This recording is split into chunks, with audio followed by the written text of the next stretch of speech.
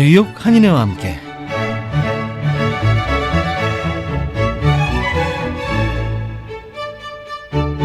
자, 토요일 11시부터 12시까지 1시간 동안은요, 우리 뉴욕 한인회의 소식과 한인사회 이슈를 진솔하게 나누는 방송 시간입니다.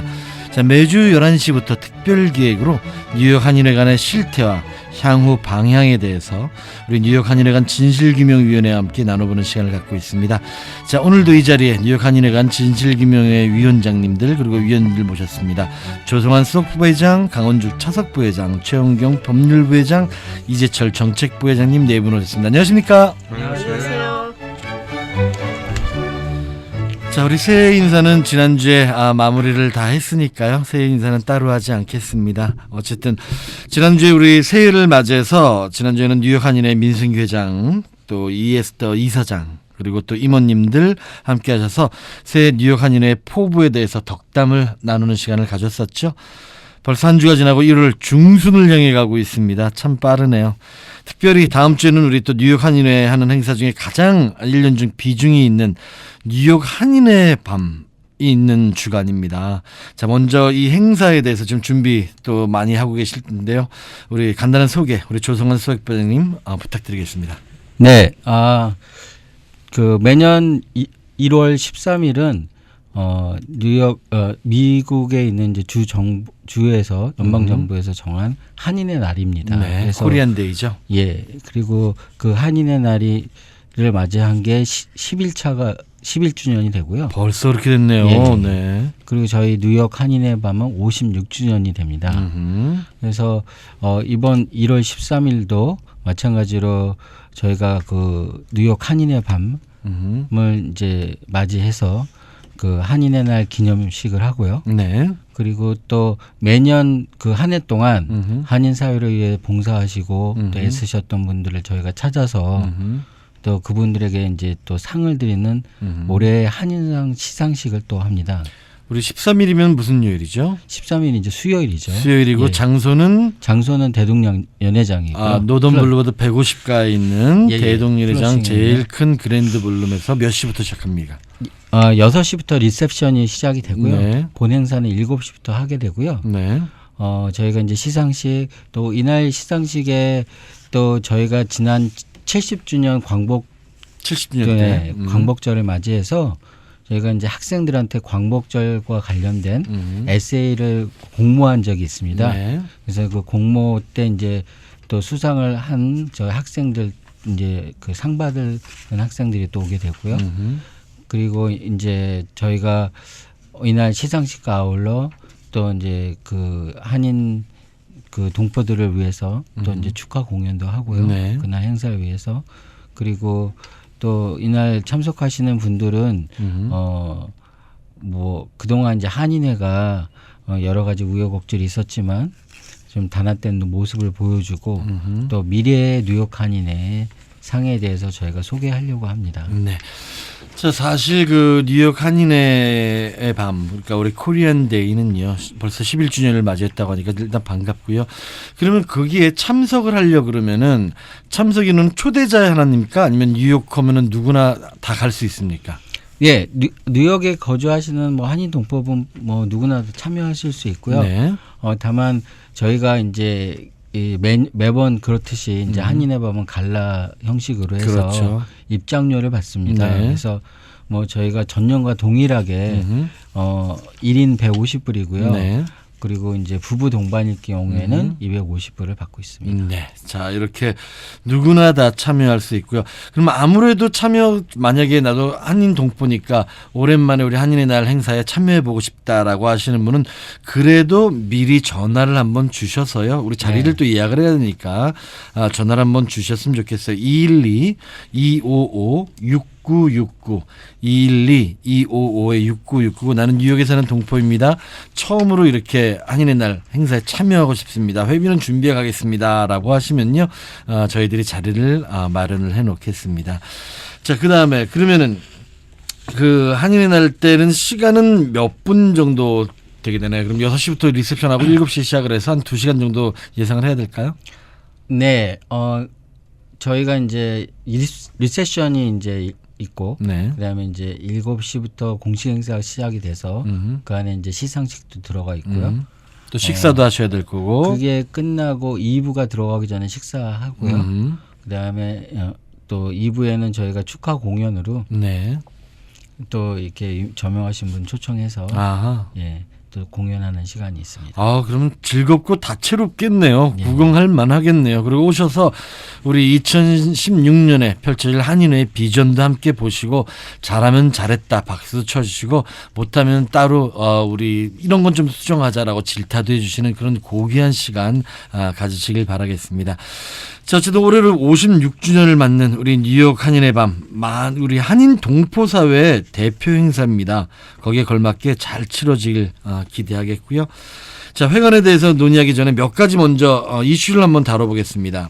오는 그 1월 20일에 이 공판이 예정돼 있어요. 그렇죠? 네, 김민선 씨 측과 공판이 예정돼 있는데 지금 몇몇 언론에서 다뤄지고 있는데 이 언론사마다 어떻게 된 게 조금씩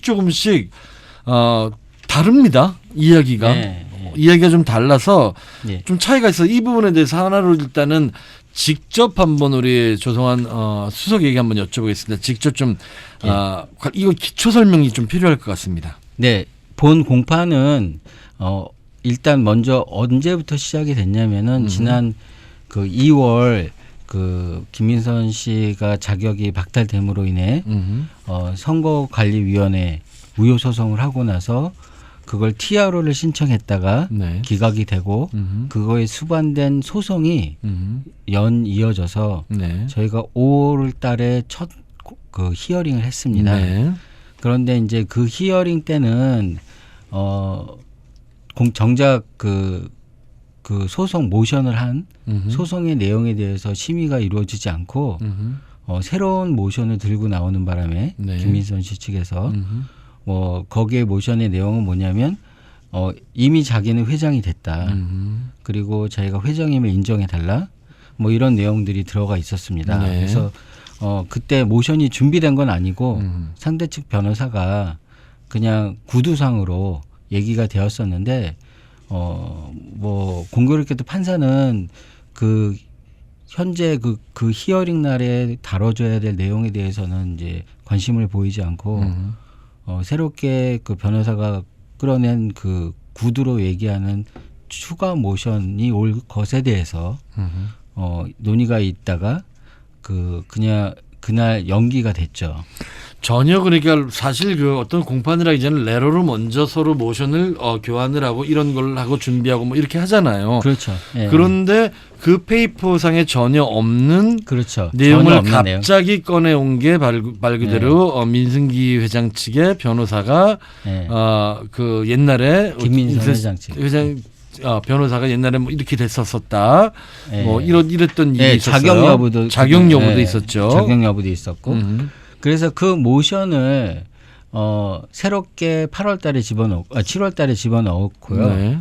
판사가 판결을 저희 히어링이나라든지 어떠한 저희 쪽에 대답 없이 판결을 해가지고 뭐 어떠한 내용이 판결됐냐면 그 전체의 내용을 판결한 게 아니라 그 부분 중에 저희 측 변호사인 서호진 변호사가 자격이 없다. 우리를 네. 변호할 수 있는 자격이 없다. 이유는 저쪽 변호사, 그러니까 저쪽 김민선 씨 측에 어떠한 그 변호사 일을 예전에 한 적이 있었다라는 뭐 이유만 가지고. 근데 그걸 이제 판사가 자격이 없다고 판결을 내려버렸어요. 그랬죠. 그래서 그거는 사실 그 내용에 대해서는 지난번에도 저희가 한번 설명을 맞죠. 변호사님이 하셨는데 굉장히 그 관계가 없는 거죠. 그래서 저희가 항소를 했고요. 네. 그 항소심에서 완전히 뒤집어졌죠. 5명의 판사들이 만장일치로 잘못된 것을 뒤집고 네.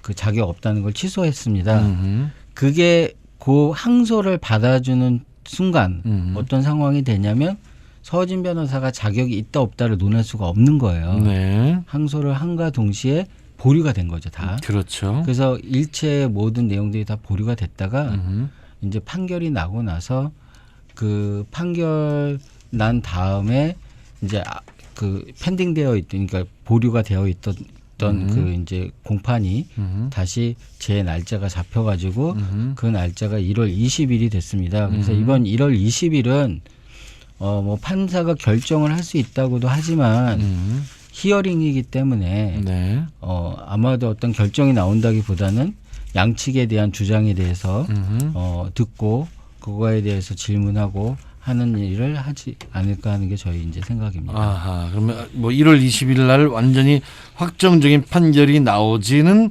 않을 것으로 예상이 된다. 이런 말씀이시네요. 그러니까. 예, 그거는 이제 변호사님.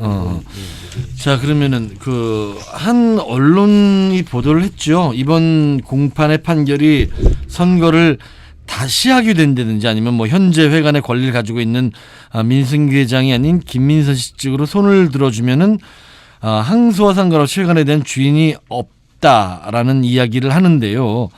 이 민승기 회장 측에서 항소를 하게 되면 어떤 상황이 되는 겁니까? 변호사, 우리 최영균 변호사님께 한번. 네, 여쭤보겠습니다. 민승기 회장님 측에서 항소를 하게 되면은 그 상태로 그 항소의 결과가 나올 때까지 그 자리에 있는 거죠. 네. 그러니까 민승기 회장님이 회장이 되는 거죠. 네. 끝이 날 때까지요. 네. 다시 한번 이 법 그 제가 인덱스 넘버 그 법원에 있는 레코드를 저기 제가 말씀을 드리겠습니다. 그러니까 7월 16일 김민선 쪽이 모션, 노티스 오브 모션을 파일했습니다. 어디에 했느냐 하면은 Supreme Court County of New York 인덱스 넘버가 100386/15 2015년 쪽이라는 겁니다. 네. 그 노티스 오브 모션이라 그래서 거기에 뭐를 청구를 했느냐, 청원을 했느냐. A declaration 김민선 is the president of Cagney. 그리고 중요 두 글자는 또 하나는 request an order directing 민승기 to vacate Cagney's office and provide accounting of Cagney's funds. 그 얘기는요. 김민선이 회장이라는 것을 declare 선언하게 해달라. 또 하나는 그 민승기 회장님을 그 한인회관에서 나가게 해달라. 네. vacate. 그리고 또 하나는 그 한인회의 어카운팅, 그 돈 문제를 돈에 대해서 밝혀달라. 네. 네. 한인회 펀드에 대해서 어카운팅을 보여달라는 것이었습니다. 네. 그런데 그 김민선의 모션은 7월 16일 날로 날짜가 되어 있네요. 네. 그리고 그쪽의 변호사는 잠깐만요. 제리 골드페더라고 써 있습니다. 네. 그리고 한인 우리 민승기 민승기 회장님 쪽의 변호사는 두 변호사가 나와 있는데 한 분은 존 디 러비 LOVI 변호사고 네. 또 한 분이 호진서라고 씁니다. 네, 서호진 이분은 변호사. 한국 분이네요. 네. 그래서 히어링이 예정이 되어 있었습니다. 8월 15일까지 히어링이고 이거를 그 solve가 8월 3일까지 되게 되어 있는데 7월 17일 날 그 모션 페이퍼를 배달을 해 왔습니다. 그러면서 이 모션 노티스 오브 모션에는 exhibit 그래서 이 내용된 게 그 exhibit 전시를 한 게 5가지가 6개가 이렇게 딸려 나와 있는데 네. 그냥 거기서 중요한 거는 본인들이 미팅을 해서 탄핵을 한 그 과정을 쭉 설명하는 거를 얘기했고 또 하나는 그 김민선의 당선증, Certificate of Election 본인이 당선됐다는 그런 그 2개를 이렇게 거기에 attach되어 있는 겁니다. 네. 그런데 그 히어링에 와서 이 본건에 대해서는 말을 하지 않고 느닷없이 말로 또한 모션이라는 거는 글로 써야 되는 게 그렇죠. 우리의 모션 네. 프랙티스인데 말로 그쪽에서 하는 말이 이 서호진 변호사는 그 민승기 회장님의 쪽에 변호사가 될 자격이 없다. 그것은 Rules of Professional Conduct에 의해서 그렇다. 그런 거를 말로 모션을 했습니다. 네. 그런 경우가 전례적으로 있나요? 그러면 네, 어떤 때 있느냐 하면은요. 네. 제가 만일 어느 두 부부가 운영하는 그 베지터블 스토어에 변호사였습니다. 그래서 그 야채 가게를 살 때 변호사였는데 부인이 저한테 와서 나는 이 남자하고 살 수가 없으니까 이혼을 해주세요. 그거를 맡았어요. 네. 그러면은 그게 conflict of interest라 그래요. 네. 나는 분명히 이 가게를 살 때 부부 둘을 맡았는데 한쪽에 와서 지 변호사가 되란 말은 그거는 안 되는 거예요. 아니 물론 이제 그 케이스도 알겠고 또 그- 하나는 어떤 또 거냐면은 또 하나는 모션으로 하지 않고 그렇게 네. 버벌로 갑자기 저지한테 그렇게 얘기하는 경우도 있나요? 그게 잘못된 거죠. 그러나 이 판사가 그거를 들어준 거예요. 그러니까 제 말씀이 그겁니다. 네. 아 근데 네. 제가 조금 네. 죄송합니다. 네. 저는 그거를 잘못 알아듣고 네. rules of conduct에서 얘기했는데 네. 또 하나는 내가 한 사람을 이 강원주 씨의 변호사가 됐었는데 상대편의 또 변호사는 될 수는 없다. 될 수가 없다. 그래서 이것이 이제 항소하는 재판소에 갔습니다. 이때 당시에 그 저지는 누구였죠? 언어는 여기는 5명이죠. 아, 이건 마거렛 마거렛 첸이었어요. 첸, 마거렛 처음에. 첸이었는데 네. 이거를 서호진 변호사 사무실에서 항소를 어펠럿 그러니까 지방법원 미국은 그 네네네. 시빌 코드, 수프림 코드, 그다음에 그렇죠. 어펠럿 코드, 네. 그다음에는 워싱턴 DC에 네. 있는 수프림 코드라 그러는데 뉴욕 스테이트의 어펠럿 디비전 네. 항소 고등법원 고등법원에 간 네. 겁니다. 그래서 고등법원의 5 판사가 결정을 내리기를 11월 23일 날 그 엔터를 했는데 5사람의 판사입니다. 하여튼 뭐 네네. 5분인데요. 자기들이 심사를 했는데 그 심사 그 내용이 나옵니다. 근데 그 김민선 쪽에서 왜 이 사람이 conflict of interest에 한 거를 나열하는 사항에 옛날에 자기의 변호사였다고 그랬어요.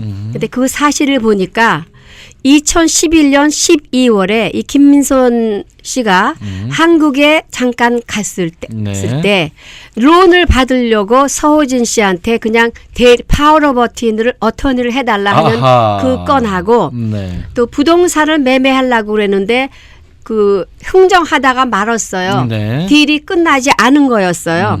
그래서 이것 가지고는 conflict of interest가 안 된다.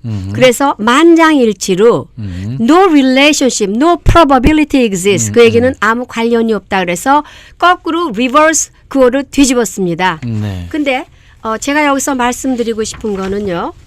지금 언론에서 물론 뭐 변호사가 아닌 이상 모르시겠죠. 변호사들에도 litigation 소송을 전문으로 하지 않는 변호사는 그 CPA라 룰을 네. 모릅니다. 네. 그냥 간단히 얘기해서 이 motion practice 선에 이렇게 가면은요. 예를 들어서 1월 20일에 가죠. 갑니다. 가면은 판사가 그날 결정을 그 자리에서 주는 게 아니에요. 네. 그러니까 이거 생각을 해보세요. 영화에서 보면은 크리미널 코드까지요. 그럼 배심원이 쭈루룩 앉아서 그 재판이 끝나면은 판사가 결과가 뭐냐? 그럼 배심원 중에 우두머리 하나가 이렇쿵 저렇쿵 씁니다. 길티냐 O.J. 심슨 여러분 기억하세요? 그렇죠. 그런 식으로 해요. 그런데 민사 재판에서도 그렇게 합니다. 예를 들어서 그 차 사고 난 거, personal injury case, 배심원들이 앉아 있어요. 거기서 결정이라서 압니다만 이런 motion practice 이렇게 큰 케이스가 아니라 하더라도 1000불짜리라 하더라도 모션을 하면은 판사는 60일을 가지며 생각을 할 그 시간이 그렇죠. 지어집니다. 그래서 보통은 그 30일 정도가 걸려요. 그 디시전이 글로 받아요. 네네. 메일로 옵니다. 그래서 누가 이런 소문을 퍼뜨렸는지는 모릅니다만 그날 판결이 되면은 우리 쪽은 그 회관에서 나가야 되고 한인 회관에는 주인이 없다. 이건데 그거는 그렇지 않습니다. 네, 그거를 알려드리고 싶어요. 그리고 네. 만일 진다 하더라도 우리 쪽은 반드시 항소를 할 겁니다.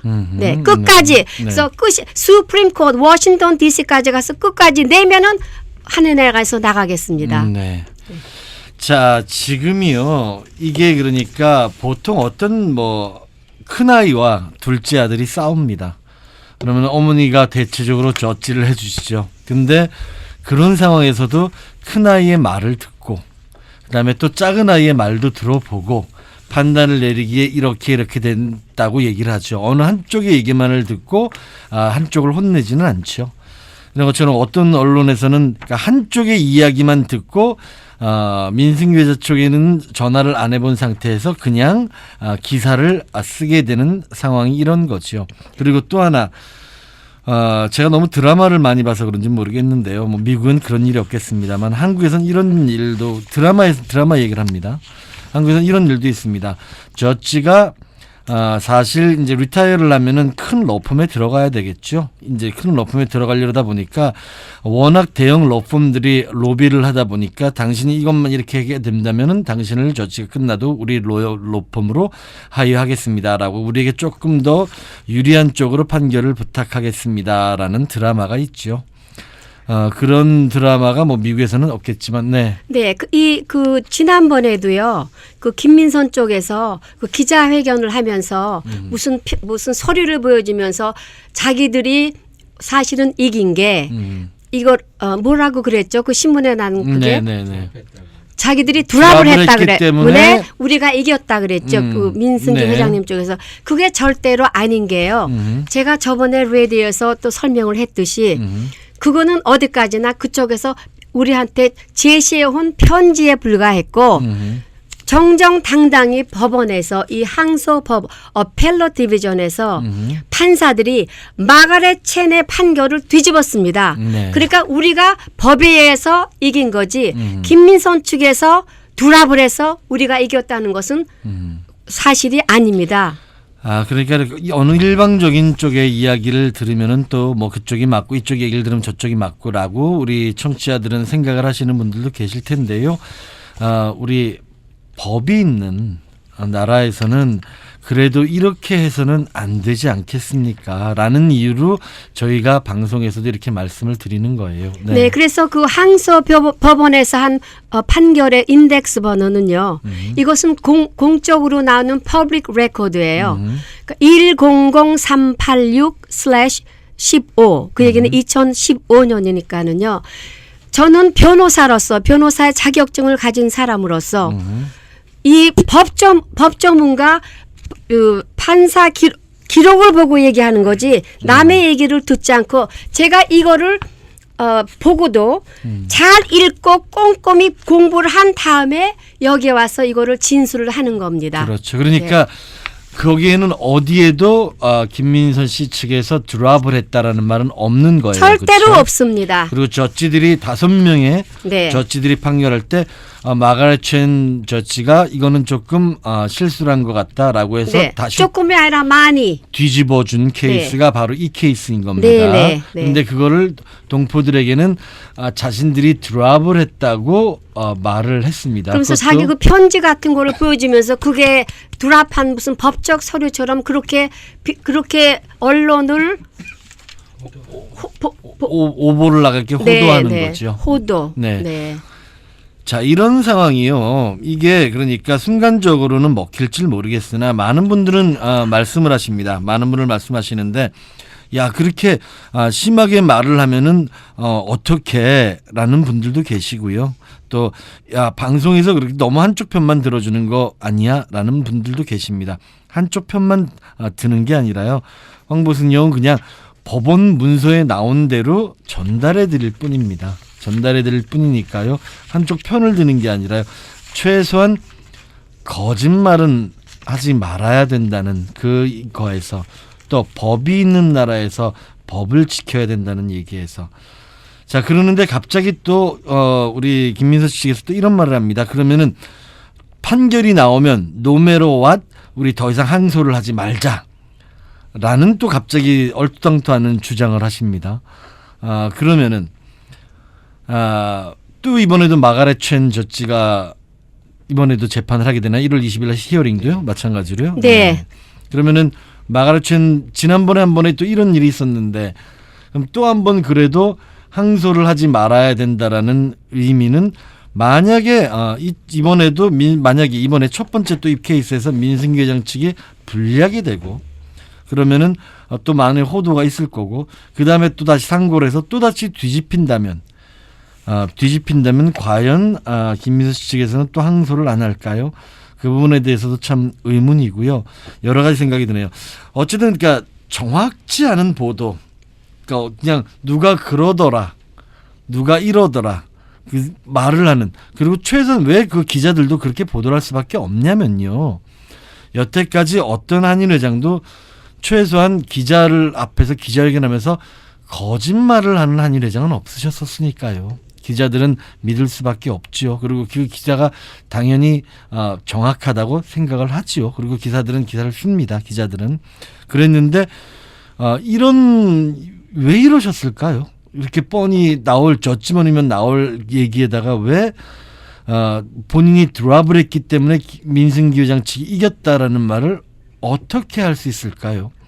그것도 일단은 좀 답답해지는 부분이, 어쨌든 이 부분에 대해서는 우리 또 그 강은주 차석부 회장님 하실 말씀 좀 있으실 것 같은데 한 말씀 부탁드리겠습니다. 네.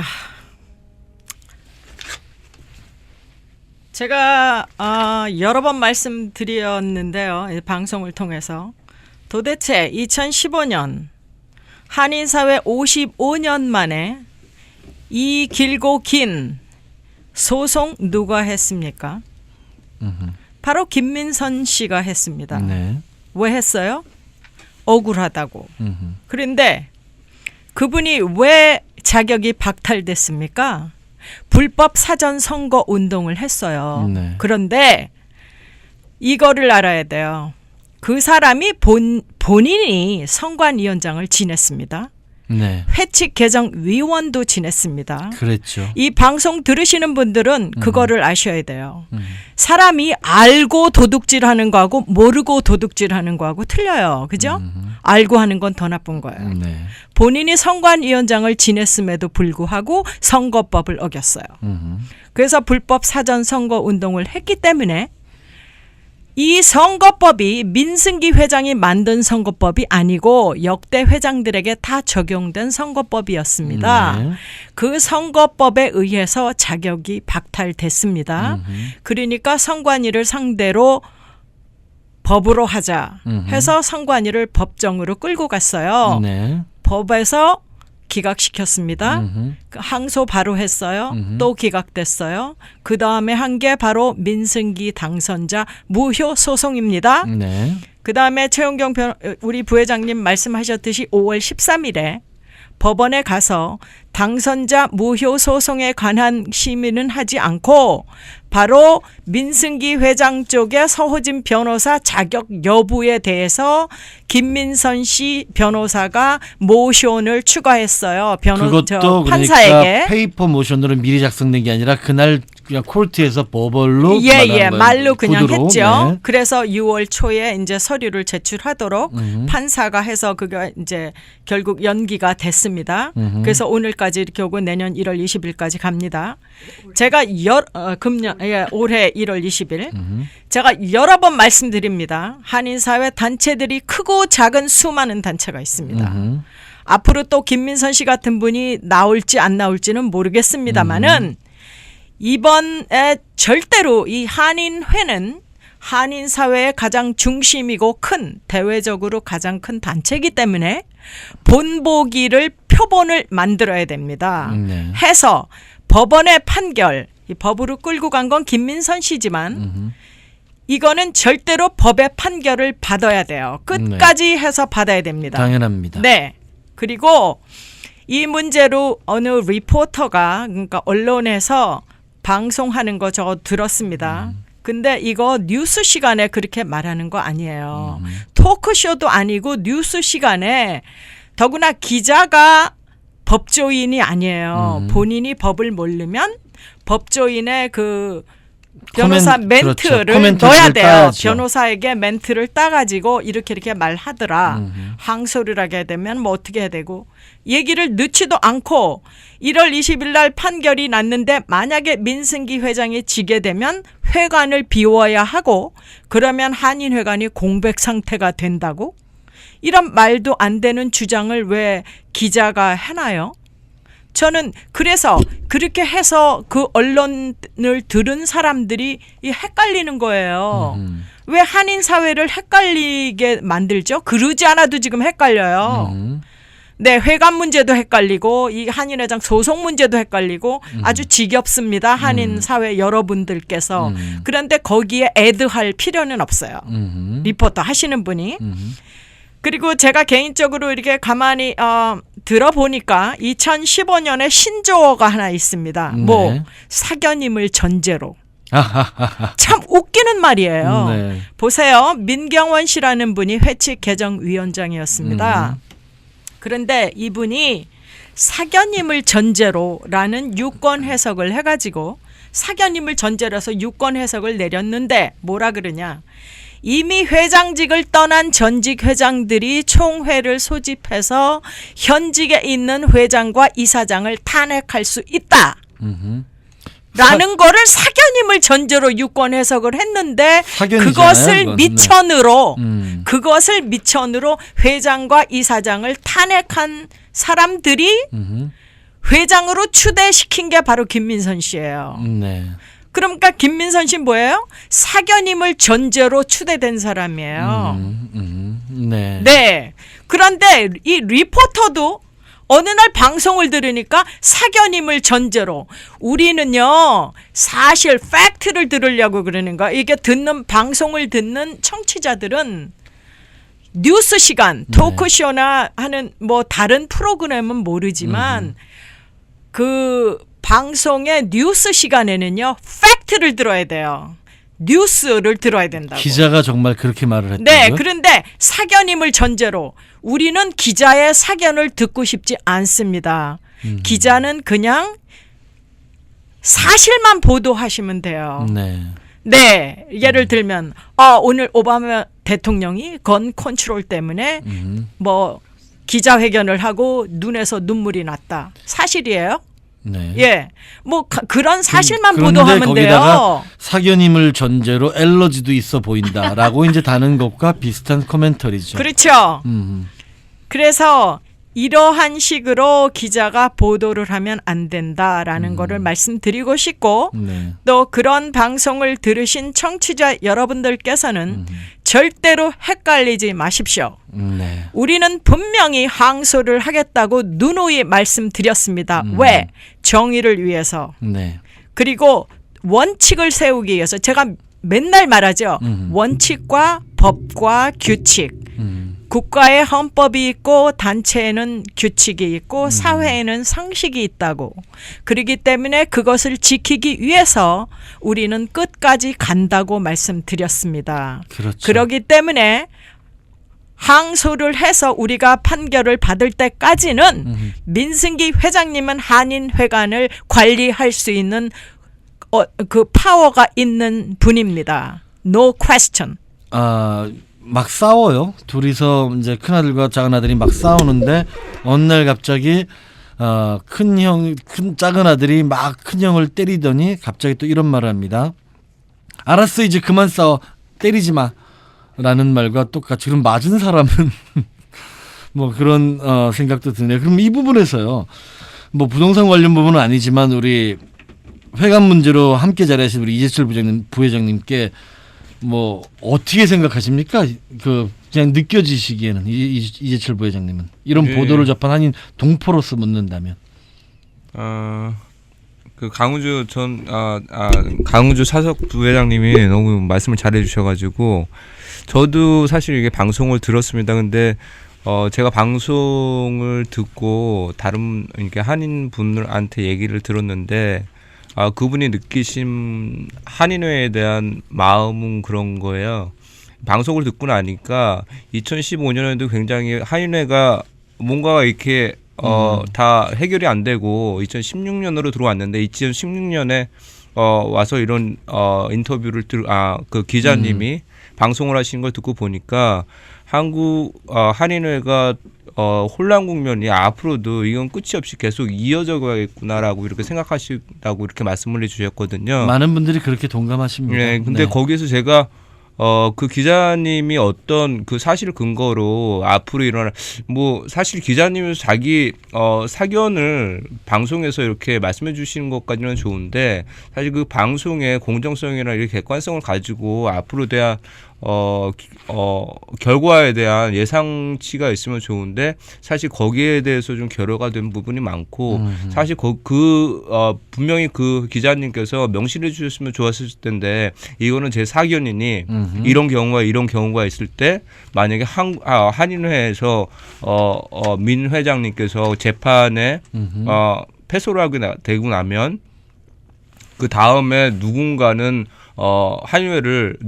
한의회를 점유를 해야 되는데 그 정당성을 누가 갖고 있겠느냐. 거기에서 사실 전문가적으로 여러 변호사님들도 계시기 때문에 그 내용을 가지고 정말 객관적으로 그리고 앞으로 진행될 상황에 대해서 설명을 해주셨으면 좋았을 텐데 그 부분이 좀 누락이 된 게 좀 아쉽고요. 그리고 지금 다른 한인 분들도 말씀해 주시는 게 이제는 그런 언론을 하루 이틀 이렇게 언론에서 하는 말들이 굉장히 보도 내용이 항상 다르기 때문에 이제는 어떤 언론을 믿고 따르고 해야 될지 모르겠다라고 하시는 분들도 많았습니다. 어쨌든 한인 동포의 생각으로 말씀을 감사하고요. 그냥 단순하게 이렇게 생각하시는 분들도 계세요. 우리 광고 시간을 리스를 해서 정말 비싼 돈을 내서 라디오 시간 비싼 건 너무나 잘 아시니까 그것도 1시간을 리스를 해서 그다음에 저렇게까지 말을 하는 걸 보니까 야 그래도 돈을 낸 사람을 대접해 주는구나라고 이제 많은 분들이 이제 생각하시고 그러시는 것 같은데요. 저희 뉴욕 라디오 코리아는 돈을 냈다고 해서 아닌 걸 맞다고 얘기하지는 않습니다. 그리고 법대로 나온 이야기만 팩트를 가지고 이야기합니다. 그거는 정확히 알아주셨으면 좋겠습니다. 자, 다음 이제 우리 이제 앞으로 1월 20일이죠. 얼마 남지 않았어요. 1월 20일 공판 이야기 나눠봤고요. 자, 이제 또 우리 본론으로 들어가서 우리는 그 말 그대로 우리 뉴욕 한인회관 진실규명위원들 아니십니까? 자, 그럼 본론으로 들어가서 뉴욕 한인회관 현재까지 이제 진행 상황 분명히 조금 투자자들도 있다고 했었고 조금 그래도 쥐구명에도 버틴다고 조금 희망적인 소식도 있었습니다. 자, 우리 개혁추진위원회 위원장 맡고 계신 우리 조성환 수석 부회장 지금 현재까지 진행 상황 어떻습니까?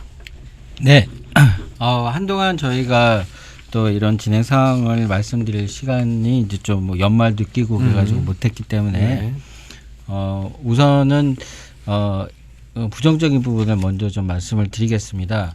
안 좋은 소식이 있습니까? 예, 그래서 저희가 더 이상 놀랍지도 않습니다. 더 이상 안 좋은 소식이 건물이 처음에 저희 매각과 장기리스가 어렵다는 거에 대해서는 제가 누누이 말씀드렸고 할 수도 없다는 것도 말씀드렸고 왜냐하면 매각이나 장기리스 둘 다 어떠한 시기적이나 아니면 또 현재 우리 뉴욕 한인회관이 갖고 있는 컨디션 이 조건의 상태로는 불공정한 계약이 이루어질 수밖에 없고요.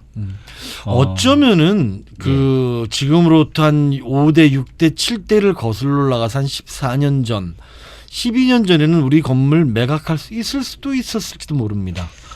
근데 제가 한 가지 아쉬웠던 건 뭐냐면 매번 어떠한 벽이 전직 회장님들이 반대를 하셨던 어떤 벽에 의해서 그걸 가지 않아서 모르시는 것 같았어요. 왜냐하면 거기다가 어쨌든 전직 회장님들은 옛날에도 그렇게 할 수 있었으니까 현재도 그렇게 할 수 있을 것이다. 민승규 회장의 건물을 팔 수 있을 거다라는 사견으로 생각을 하신 거죠. 막연한 상상인 거예요. 네, 막연한 생각을 하신 거죠. 사실 저희가 한 번도 매각을 하기 위해서 끝까지 가본 적이 없기 때문에 아마도 불과 말씀하신 대로 10년 전이라도 해도요.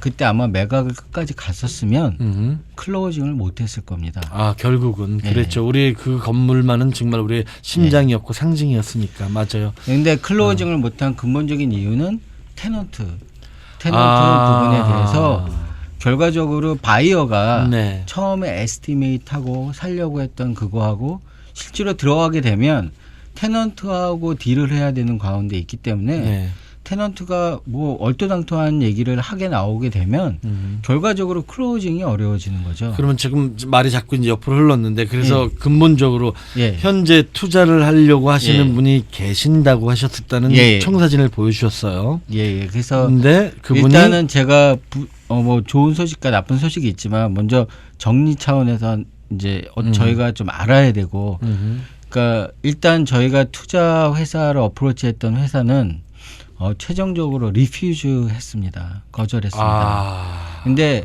그 거절한 이유가 네.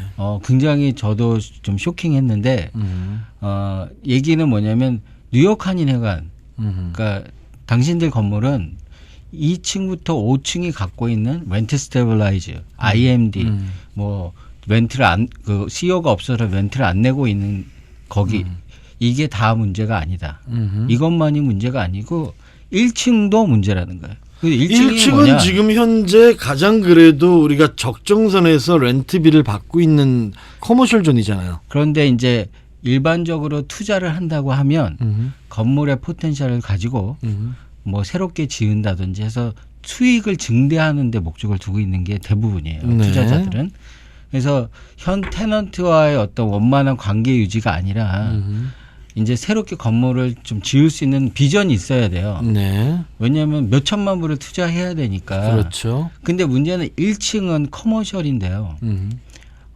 계약이 20년 리스를 가지고 있습니다.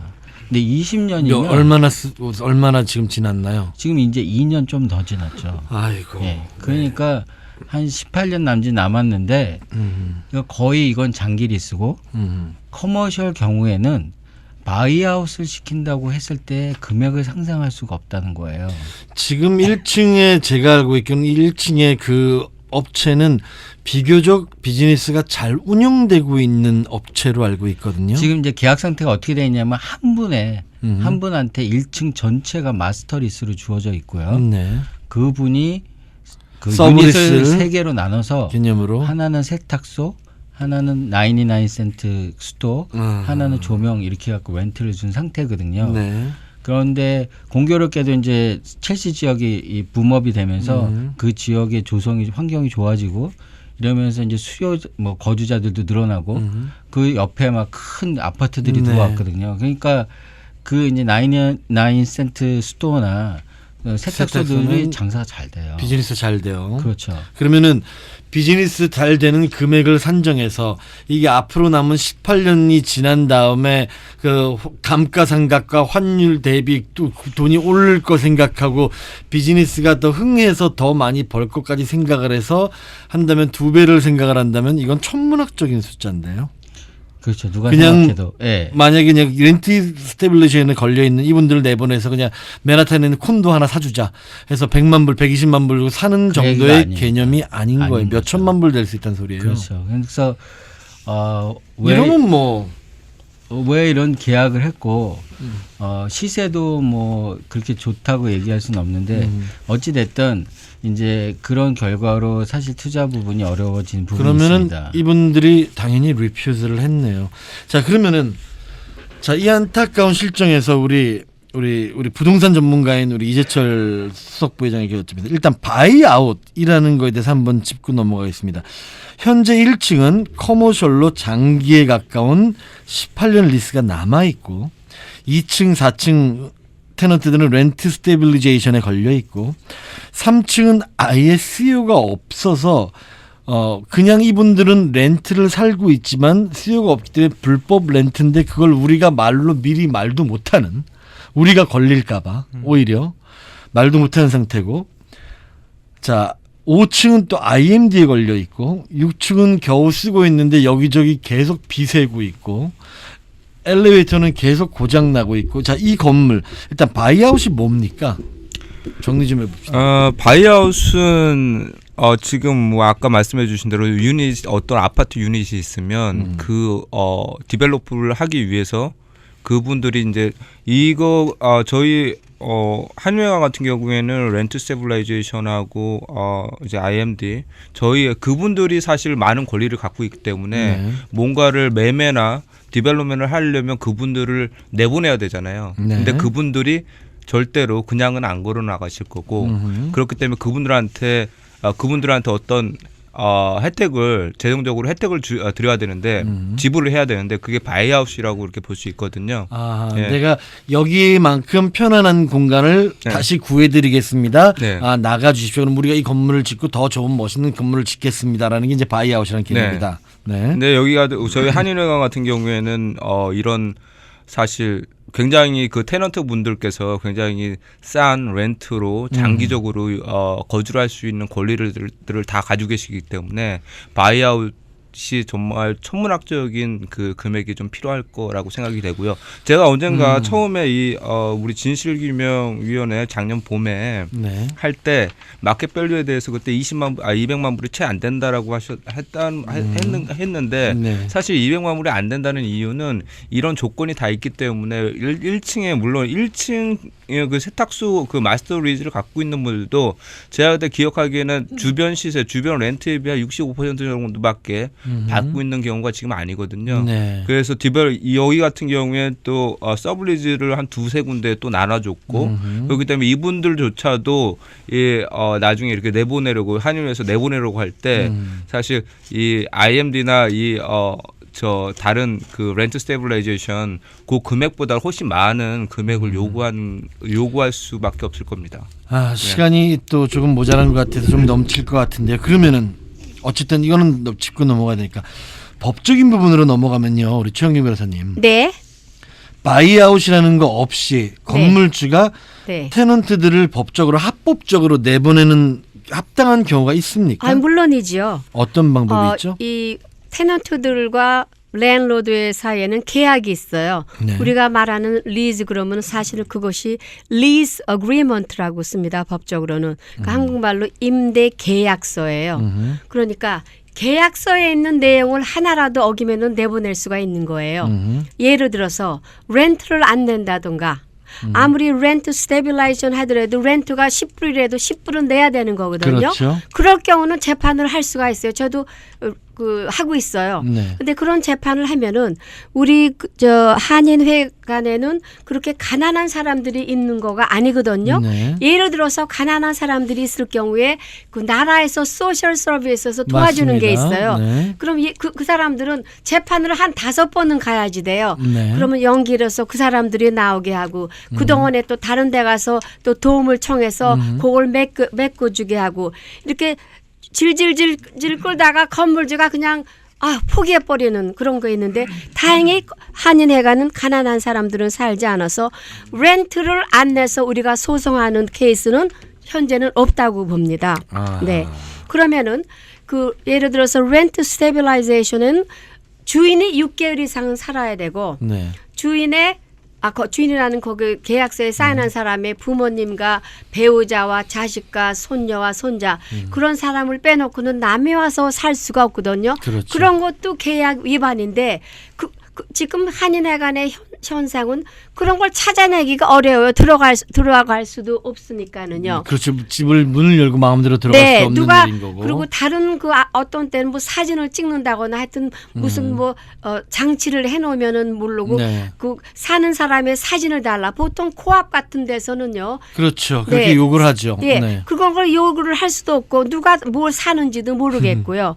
그렇기 때문에 법적으로는 랜로드 테넌트에 그 사람들을 끌고 갈 수가 있습니다만 디폴트 그러니까 그 그렇죠. 얘기는 위반이 있어야만 계약에 위반이 있어야만 되는데 그런 거를 그 아직 위반을 찾아내기조차도 힘들 수도 있다. 네 그렇습니다. 자, 그러면은 동포현 사람으로서 우리 강원주 부회장님께 한번 여쭤볼게요.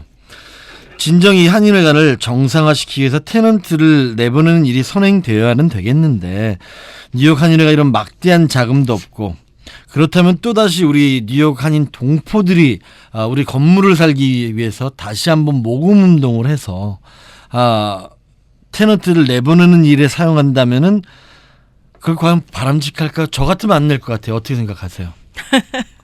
제가 그 말씀 하시니까 네. 영화 제목이 생각나네요. 네. Mission Impossible. 네, 그래요. 네, 뭐 웃을 일 많은 진짜 아닙니다. 네, Mission Impossible. 네. 왜냐하면 이게 뭐 천문학적인 바로 천문학적인 돈이 들어가는데요. 바이아웃 하는 게 그러니까 이경로 회장, 김기철 회장 뭐 그분들 있을 땐가 그 홍명훈 회관관리위원장 네. 그분의 이제 기록을 보면 전에 방송에 나갔는데요. 당시에 도대체 지금으로부터 한 10년 됐죠? 참 10년 김기철 전쯤 의원님 되는데 참 일 잘하셨죠. 그때 네. 당시에 도대체 이 한인회관이 얼마나 가나 보자 하고 이제 부동산 쪽에 네. 알아보니까 그때 당시 1,000만 불, 1,200만 불 뭐 이렇게 됐대요. 네. 그때 당시에. 그런데 그때 당시 그 테넌트들을 내보내는 지금 바이아웃 하는 돈이 1,000만 불 들어간대요. 그때 당시 벌써 그때 알아보셨군요. 당시에. 김기철 의원님도 참 많은 노력을 하셨었네요. 그때 당시 이미 1,000만 불이 들어간다는 걸 알았어요. 그러니까 네. 이치 유닛당 테넌트 하나당 100만 불이 들어가는 거예요. 자 이렇게 된다면은 네, 우리 그러면 그런데 2015년 7월 20일 네. 미국 전국에서 10위권 내에 드는 감정회사 BBG에서 내놓은 가격이 1,120만 불. 건물이 그러면 10년 전에 1,000만 불, 1,120만 뭐 오른 거 없네요. 그런데 바이아웃 가격은 더 올랐어요. 당연하죠. 네. 그때 당시에 콘도들은 뭐 말 그대로 40만 불, 50만 불 했을 텐데 지금은 120만 불씩 할 텐데 말이죠. 그 동포들이 얼마를 모금할 수 있는데요. 그리고 더구나 한인의 저 문제로 같으면은 그 돈 아무도 모으면은 건물을 새로 사겠어요. 저 같은 그래서 경우는. 제가 하나 조금 더 말씀드리면 저도 한인회 지금 작년에 이렇게 이제 참여를 하게 됐습니다. 그런데 진실 규명을 통해서 제가 보니까 이세모 회장 당시 때 공증권에 대해서 얘기가 있었더라고요. 에어라이트에서. 네. 네. 그런데 공증권이라는 거는 바로 옆에 붙은 건물들, 뒤에 있는 건물들에서 자기들이 디벨롭을 하기 위해서 이제 나머지 지을 수 있는 층을 올릴 수 있는 그런 권리를 팔라고 요청을 하는 건데요. 그때 당시 뒤에 있는 건물에서 호텔을 짓겠다고 우리 한인회 건물을 공증권을 팔지 않겠느냐는 요청이 들어왔더라고요. 그러면 당시에 100만 불의 빚이 있었대요. 그러면 500만 불의 딜이 들어왔으면 100만 불 빚을 갚고 400만 불로 퀸즈 지역에 건물을 하나 샀으면 우리는 새끼를 하나 치는 거잖아요. 그리고 퀸즈에 400만 불짜리 건물을 사서 그 건물이 다시 그 건물대로 부동산 가치가 올라가면 우리 한인 사회 자산이 늘어나는 거였잖아요. 참 이세모 기장도 열심히 일하셨는데 근데 왜 그때 보니까 주위에서 기록을 보니까 그때 뭐예요? 전직 회장들이 반대해서 공증권 매각 안 했어요. 네. 지금은 공증권을 누가 사겠다고 올 사람도 없고 앞으로도 영영 없어요. 이제는, 완전히 네. 날라갔어요. 네. 자, 너무 답답합니다. 네, 시간이 한 7분 정도 있네요. 자, 우리 그래도 제일 정상화되기 위해서 다른 분들도 다 같이 똑같이 많은 일을 하시지만 제일 앞장서셨는데 투자자를 찾는 것도 이제는 쉽지 않은 실정이고요. 이거 이 상태로 버릴 수도 없고요. 짊어지고 가야 될 건데 어떤 계획 갖고 계십니까? 한 5분 제가 정도 아까 정리해 주세요. 뭐 또 이제 얘기하면서 좋은 소식과 있다. 나쁜 소식이 있다 그랬죠. 말씀드렸잖아요. 사실상 한인회관 건물 하나만 가지고는요 방법이 없습니다. 그렇죠. 정말로 방법이 없고요. 투자가들조차도 혀를 내두를 정도로 네. 건물이 이렇게 이 지경이 될 때까지 뭐 했냐. 그렇죠. 그리고 왜 이런 계약들을 그것도 최근에 알아보지도 않고 임의대로 계약을 하고 자꾸로 해갔냐. 심지어는 저희가 하다 보니까 알게 된 부분들도 5층, 3층도 뭐 네. 다른 층들도 이제 좀 더 다른 계약을 할 수 있음에도 불구하고 못했던 거가 정말 아쉬운데요. 저희가 그 방법을 이제 우연찮게 한 기자가 전화해서 따지듯이 물어보는 바람에 아이디어를 얻었습니다. 그런데 네. 지금 저희가 잃어버렸던 옆 건물, 그렇죠. 파이프 연결돼 있었던 옆 건물. 파이프에서 했던 팔아먹은 저희가 잃어버렸다기보다는 공개 입찰에서 팔아먹은 옆 건물을 돌고 돌아서 다시 한인 어떤 그래요? 구입을 하셨어요. 언제? 그게 작년 8월. 그렇습니까? 네. 670만 불에 구입을 하셨습니다. 네. 근데 이제 그분이 계획은 거기다 호텔을 그 조그만 건물도 670만 불이네요. 네. 네. 네. 거기가 이제 라사이즈가 어느 정도 있으니까 네. 호텔을 지으려고 계획을 하고 계셨어요. 네. 근데 저희는 이제 어떤 살 방법이 없으니까 실오라기를 잡는 심정으로 수소문을 해서 그분하고 연결을 했습니다. 네. 그래서 그분이 지금 거의 99% 네. 마음 잠정적으로 본인은 마음을 확정을 했고요. 본인도 막상 이 건물을 사고 나서 보니까 너무 히스토리가 많은 건물이니까 심적으로 부담감이 좀 있으셨겠죠. 한국 또 분이시라면. 하나는 저희 방송을 들으셨어요. 아하. 네, 그 방송을 듣고 보니 네. 자기가 산 건물이 정말 많은 우여곡절과 역사를 가진 건물과 연결돼 있는 거예요. 그런데 이제 그분이 그 건물 하나로 먹고 사는 뭐 생활고에 시달리시는 분이 아니기 때문에 그렇죠. 투자 개념으로 사시는 투자 개념으로 거니까. 사셨는데 자기가 그럼 이번 기회에 한인사회에 자기가 공헌한다는 마음으로 저런. 지금 현재 자기가 산 건물을 한인회관에 집어넣고 네. 한번 이 건물을 살릴 수 있는 방법을 찾아보자라고 이야. 얘기가 됐습니다. 정말 독지가시네요. 진짜로. 예. 네. 네. 그래서 지금 이제 그러면 옆에 건물은요. 거기도 예. 말 그대로 에어라이트라는 게 있을 거니까 최영규 변호사님 말씀 heaven to hell이라고 했으니까 네. 천당부터 지옥까지가 내 땅이니까 그러면 이분은 이 4층짜리지만 지금 4층짜리면 위로 지을 수 있다는 거죠. 그렇죠? 계속. 그러니까 뭐 공중권을 저희가 준다는 얘기가 아니고요. 아니 그러니까 그분 위해서 네. 그분이 어떠한 자기의 어느 정도의 그 수익이 보장된다면 한인회에다 자기가 산 건물을 그러니까 집어넣겠다는 거죠. 그러니까 이게 투자죠. 말 그대로 내가 산 건물을 한인회에 투자하겠다. 네. 그러면 한인회를 살리면서 나도 같이 득을 보겠다. 이야 그렇게만 된다면 그렇게 이게 이제 너무 궁금하시죠, 여러분? 우리 시간 관계상 여기서 이제 줄여야 될 것 같은데요. 자, 너무 궁금하신 분들은요 다음 주 방송 좀 기대해 주시고요. 예, 다음 주에 제가 좀 더 구체적인 네. 다음 주에 우리 13일에 있는 우리 한인의 날 그것도 정리해드리고요. 브리핑도 보내드릴 거고 얼만큼 뜻깊은 자리였는지 말씀도 보내드리고 남은 시간은 우리 한인회관을 그런 분이 계십니까? 이건 정말로 정말로 이런 일이 다 있습니까? 방법이 있네요.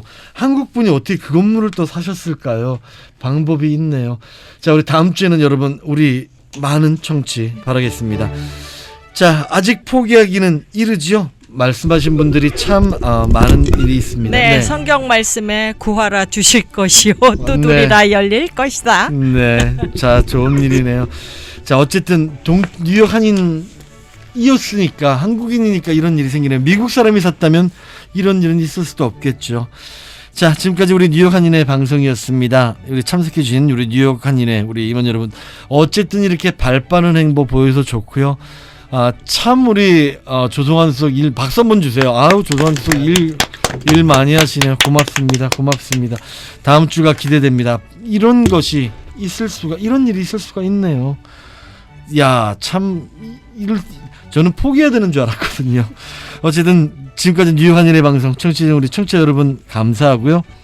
또 자세한 내용이나 문의는 뉴욕 한인의 웹사이트 www.nykorean.org로 오셔서 보시거나요. 또는 이메일 office@newyorkorean.org office@nykorean.org 또는 쉽게 전화하셔도 됩니다. 212-255-6969 212-255-6969입니다. 자, 건물 이제 더 이상 우리 전직 회장님들 정말 열심히들 이 건물 지켜오셨거든요. 이제 후배들이 이 건물 한번 살려보겠습니다. 이제 전직 회장님 이 후배들에게 힘을 실어주시면 됩니다. 설마 이런 일에 또 반대하시거나 그러지는 않으시겠죠. 당연히 이제는 이 후배들에게 잘한다 칭찬해 주시고 그냥 많은 거 바라지 않습니다. 커피 한 잔 사주시면서 등 두드려 주시면은 고맙겠습니다. 우리 전직 회장 여러분 많이 오셔서 아이디어 좀 모아주시고요. 이런 일이 생길 수가 있네요. 자, 기쁜 소식 마지막으로 전해드리면서요. 오늘 뉴욕 한인의 우리 뉴욕 한인의 방송 문 닫겠습니다. 자, 오늘 수고 많이 하셨고 다음 주에 뵙겠습니다. 고맙습니다. 네, 감사합니다. 자, 청취해주신 여러분 고맙습니다. 지금까지 뉴욕 라디오 코리아 황보승용입니다. 다음 주에 정말 좋은 소식 갖고 만나뵐 수 있었으면 좋겠네요.